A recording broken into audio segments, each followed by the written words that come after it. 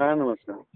साहेब, आज 22 सप्टेंबर आहे आणि तुम्ही सांगितल्याप्रमाणे आज आमच्या जालना जिल्ह्यात म्हणजे मराठवाड्यात वातावरण पावसाचं सक्रिय झाल्यासारखं वाटू लागलं. तर थोडक्यात अंदाज काय असेल पुढील? कालच मी म्हणत 21ला सुरू आहे. खूप पाऊस झाला आमच्या एका भागात. हा. नांदेड, लातूर, धाराशिव, परभणी, बीड, हो हो हो. इथं विदर्भात.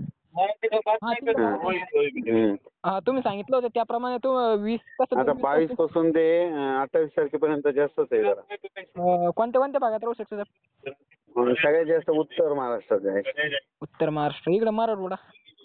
हम्म. हो हो. तर समज 22-23 ते समज 26-27 तसा 2 ऑक्टोबर पर्यंत पाऊस आहे. तो असं आहे का? पण 23, 24, 25 जरा मुसळधार पडला. हो हो हो साहेब. तसं जर आता साहेब, कारण की बऱ्याच शेतकऱ्यांना आवश्यकता पण पावसाची, कारण की शेताला काही सारखी कपाशी वगैरे सुकायला लागले होते. हा हा. तर साहेब समजा आता ज्या शेतकऱ्यांनी सोयाबीन आता सध्या ज्यांचं मागचं सोयाबीन होतं त्यांनी 2-4 दिवस थांब म्हणा आता. समज उभं जर कधी आणि उचलायची तयारी असली तर मग कापा. बरोबर आहे समज काय. हो. परंतु आता ज्यांचं जास्त पेरा असतो ते उचलू शकत नाही थोडक्यात. हॅलो साहेब. बरं. हॅलो.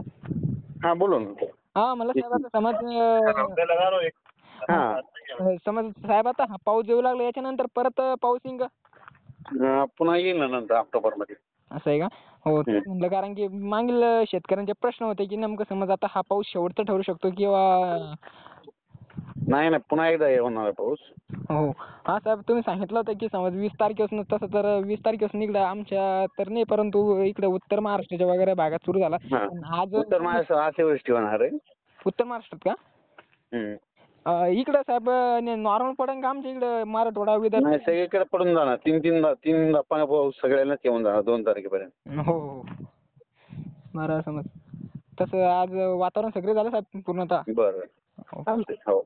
ओके, धन्यवाद सर.